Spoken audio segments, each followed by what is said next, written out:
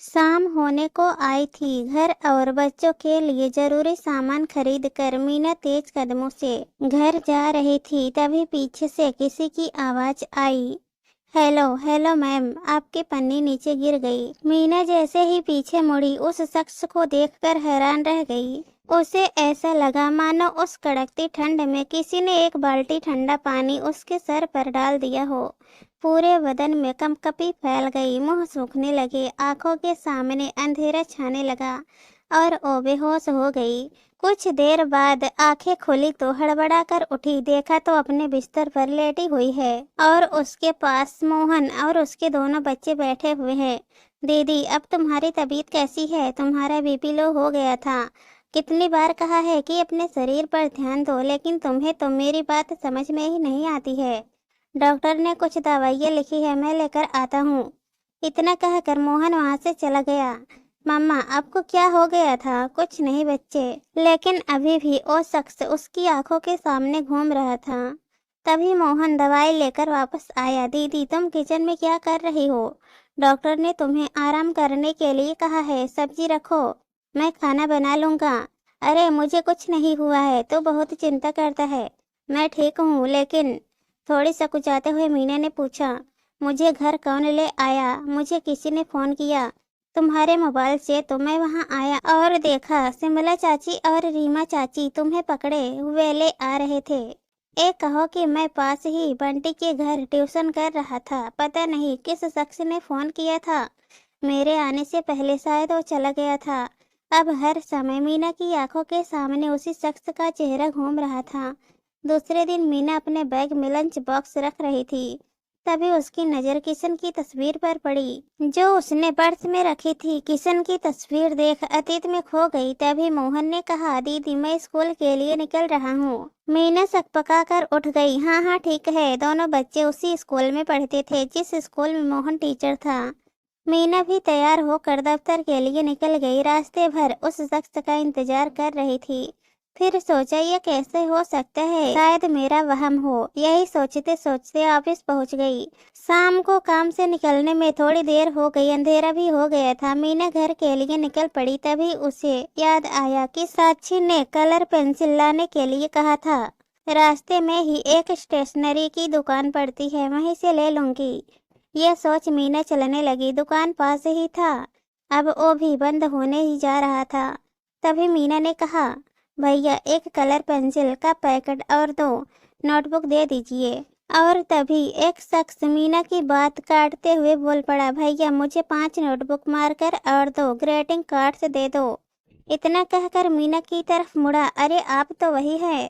अब कैसी हैं आप? कल आप मुझे देखकर बेहोश हो गई थी। क्या हो गया था आपको? मीना कुछ नहीं बोल पाई, बस एक टक देखती रही। तभी दुकानदार ने कहा, बहन जी, ये रहा आपका सामान और ये आपका भाई साहब।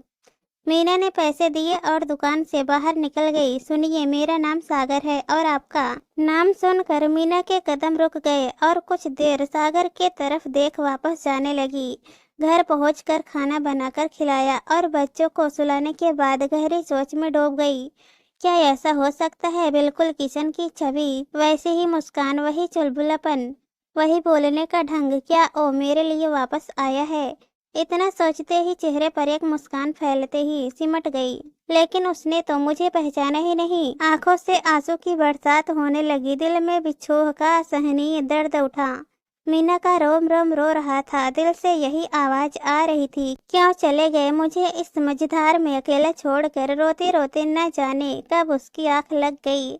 सुबह मीना ने खुद को समझा लिया कि ओ किशन नहीं है, लेकिन दिल मानना ही नहीं चाहता। और आज आईने में करीब से खुद को देखा तो उसे एहसास हुआ कि समय से पहले ही उसके चेहरे पर झुर्रियां पड़ गई हैं। किशन को मीना का सादा रहना बिल्कुल पसंद नहीं था। अपनी सोनी कलाइयों को देख उसे किशन की कही बातें याद आई।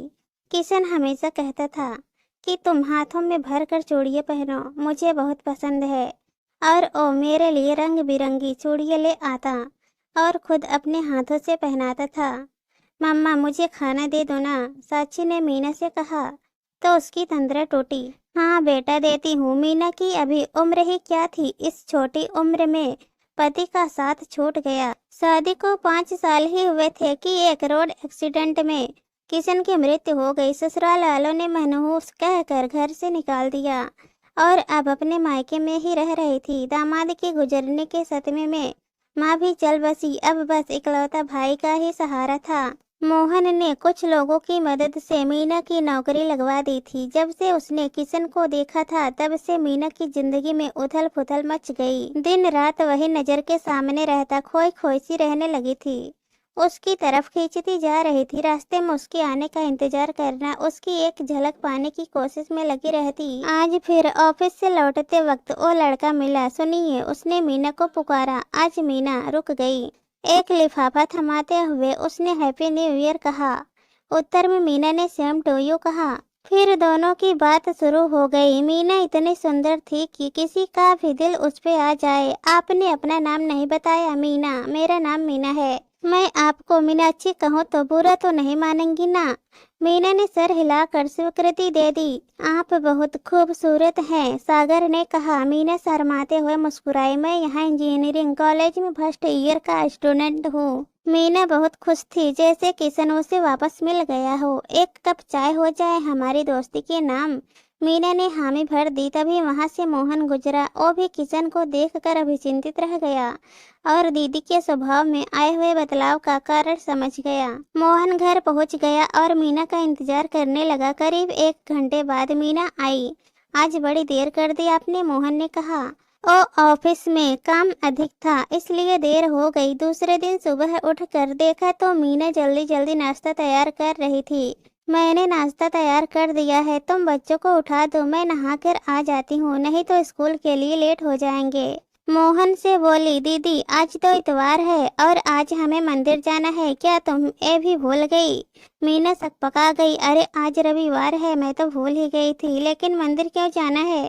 तुमने कोई पूजा रखी है क्या? दीदी आज जीजा जी की बरसी है, ये बात तुम कैसे भूल सकती हो? परछाई के पीछे भागने से कुछ हासिल नहीं होगा। और ओ सागर एक मृग तृष्णा है और कुछ नहीं। ओ दोस्त बन सकता है, हम सफर नहीं। दीदी तुम्हारे और सागर के उम्र में काफी अंतर है। वो अभी इस लायक नहीं है जो इस रिश्ते को संभाल सके।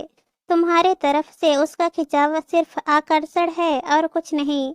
अगर कोई अभी आगे बढ़कर तुम्हारा हाथ मांगे और इस रिश्ते को समझे, बच्चों की जिम्मेदारी ले सके तो मैं खुशी खुशी तुम्हारा साथ दूंगा। यह सब सुनकर मीना जैसे चिर निद्रा से उठ गई और आज उसे अपने आप से घृणा हो रही थी। आज किशन की बरसी थी और मुझे याद नहीं रहा मैंने किशन का दिल दुखाया है। वो मुझे कभी माफ नहीं करेंगे, मुझे माफ कर दो मोहन। मैं भटक गई थी, परछाई के पीछे भाग रही थी। इतना कहकर किशन की तस्वीर के सामने चीख चीख कर रोने लगी। बच्चे रोने की आवाज सुनकर उठ गए और वो भी रोने लगे। मोहन ने मीना को संभालते हुए कहा, दीदी शायद तुम्हारी जगह कोई और भी होता तो वो भी यही करता। तुम्हारी इसमें कोई गलती नहीं है। किशन जीजा जी की परछाई है, सिर्फ परछाई। परछाई के पीछे भागने से कुछ हासिल नहीं होगा। संभालो अपने आप को। तुम्हारी प्राथमिकता बच्चे होने चाहिए, उनके भविष्य पर ध्यान दो। जीजा जी भी यही चाहते होंगे। दूसरे दिन एक नई मीना नजर आई जो अपनी जिम्मेदारी को समझते हुए नए साल में एक नए जीवन की शुरुआत करने जा रही थी और फिर उस रास्ते कभी नहीं गई जो उसे उसके फर्ज से विमुख कर दे।